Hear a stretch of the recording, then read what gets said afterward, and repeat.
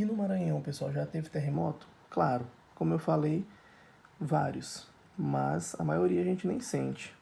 No entanto, um que teve uma repercussão grande foi em 2017 e o epicentro foi na cidade de Belágua.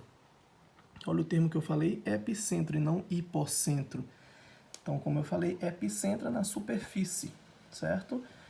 Hipocentro, sempre eu tenho que falar em profundidade. O hipocentro do terremoto foi a 5 km de profundidade na crosta. Então, epicentro, eu tenho que localizar uma cidade mais próxima, geralmente. Certo?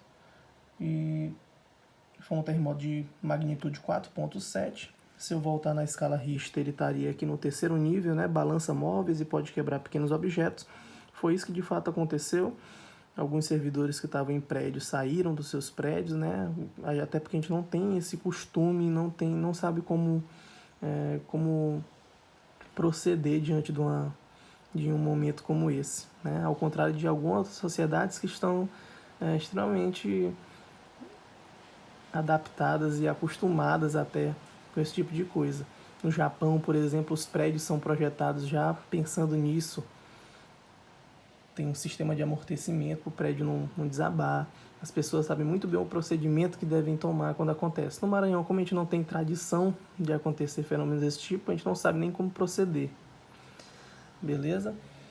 Outra coisa importante, pessoal, é lembrar que a situação econômica, e a apostila de vocês também fala sobre isso, a situação econômica do país e a ocorrência de um terremoto, por exemplo, tem uma diferença muito grande. Por exemplo, quando tem um terremoto no Japão, eles têm uma condição econômica desenvolvida, o país consegue se recuperar rapidamente. O Haiti, por exemplo, que teve um terremoto muito forte, alguns anos atrás, praticamente destruiu o país todo, porque já era um país subdesenvolvido, um país muito pobre. E aí quando acontece um tipo de coisa dessa, acaba dificultando mais ainda. Então o Brasil teve inclusive que ir com o Exército, as Forças Armadas, para uma missão de ajuda, né, ao Haiti. Muitas pessoas foram embora do Haiti pela situação da pobreza intensificada pelo terremoto depois, a destruição que isso causou.